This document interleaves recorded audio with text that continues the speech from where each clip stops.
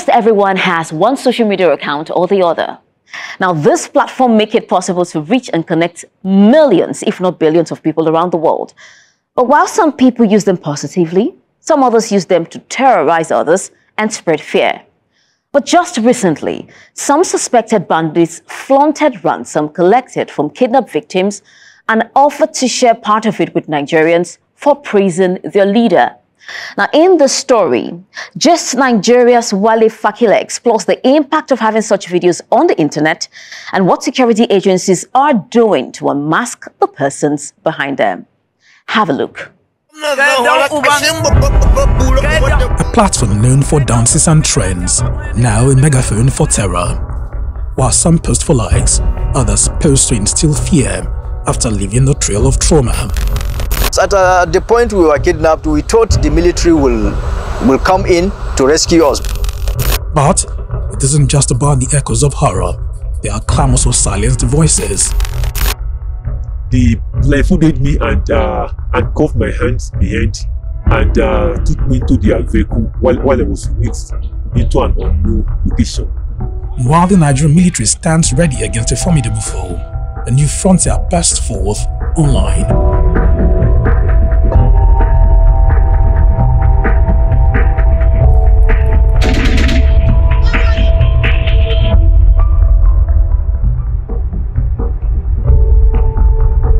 It's the digital age, and as some users connect to inspire, others are sowing fear. One platform is beginning to stand out: TikTok, an unlikely tool for terrorists to extend their reach in Nigeria. In the past year, the bandits continue to flaunt ransom cash and issue threats. And in August 2024, it all got to a head. The suspected outlets urging Nigerians to send their bank details, promising rewards for praising Bello Turji, a notorious terrorist leader. The chilling video went viral, sparking outrage and a flurry of questions.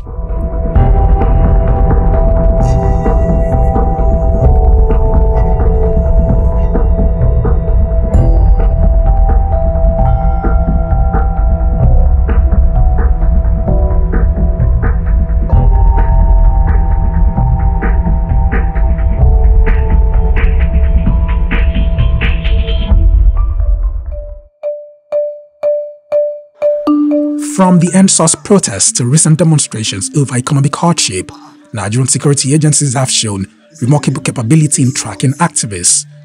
With the stroke of a keyboard, they've successfully uncovered the identities of people perceived as troublemakers. This activist was trailed and apprehended in the dead of the night for his role in the End Bad Governance protest, revealing his identity and muffled his voice. One of the things they used to confirm that I was truly their target was that one of them took my phone from me and shaved it and realized and nodded to the other person to confirm that this is the phone they have the details of. And aside that too, in the file that was printed to us at some point, the details of my phone, my IMEI number was also included in the file, which shows that they have the information of even the phone and the SIM and every other thing pertaining to my device. Our WhatsApp groups really have been the most vulnerable in the past period, because everybody who has been arrested since August, what we have had is that at the IRC, their phones are seized and then their WhatsApp groups, their WhatsApp is invaded. Yet, when terrorists post their threats and propaganda on TikTok, the response is slow or sometimes non-existent. This was police spokesperson Muyiwa Adejobi's response to one of such posts in August 2024. We can't apprehend all the criminals at once. At least appreciate us for the ones we have arrested. We arrest them on a daily basis, in large numbers. The armed forces and the police are trying their best. Some of those footages that we've seen, those are not Nigerians, those are foreigners, And this will underscore why very recently the Chief of Defense Staff, General Christopher Musa, had to go to Cameroon and he had to go to Niger. Some of the platforms where these bandits use, as an example, TikTok, which is in the cyberspace, the identity is different from the telephone, for instance, identity, the ISP number, and several other indicators. Perhaps may not be aware if the person, for instance, is using VPN, which in that case, it's going to be difficult for you to track his precise location.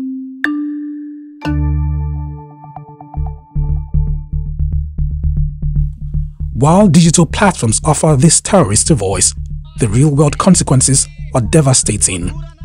In March this year, this man was kidnapped on his way to Sokoto and held captive for 19 days. His family endured disturbing phone calls as the terrorist kept contact, negotiating his ransom. We've kept him anonymous for his safety. They use mobile phones to communicate, but they don't use their own numbers. They use our numbers. They will collect my phone, call another person's family. They will use his phone to call my own family. That's how they rotate, the calls. They don't use their own numbers. These revelations unravel another layer to the problem. GSM operators are business organizations, and they must protect the confidentiality of their clients. The reliance on them to share information around the activities of our clients will not work. So what most governments do is to have their own capabilities independent of the companies. Unfortunately, in Nigeria, we haven't really gone far in that. You might need a combination of cell forensics. You might need a combination of mobile forensics. You might also need a combination of open source intelligence to be able to, triangulate these things. And it isn't just those who have been abducted that live in fear. Mahmoud Lemba narrowly escaped kidnapping in 2021 on his way to northwestern Nigeria's Sokoto state from neighboring Zamfara. He remains haunted. The money they will demand, I don't have them. I don't have them because the money they will request, for instance, they can request up to 50 million naira. I never even see 1 million naira. So why should I travel?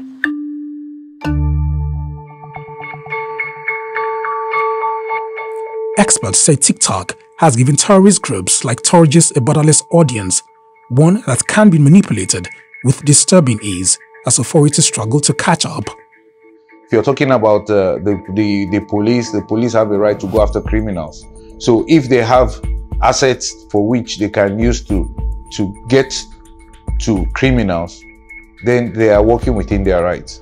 If you talk about the Department of State Security Services, they also have their constitutional mandate. While Nigerian security forces continue to demonstrate courage on the front lines, the digital battleground remains a challenge.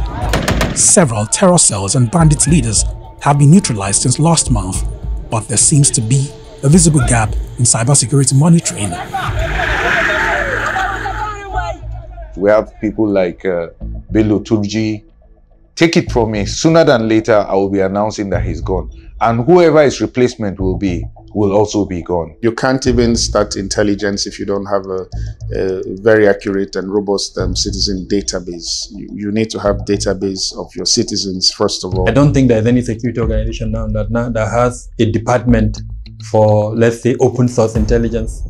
In the world today, most organizations have OSINT departments that look at the open source and then pass it on to the operational elements.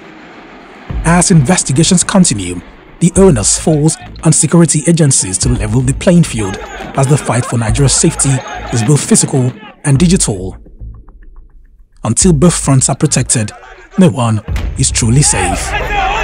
Wale Fakile, Gist Nigeria.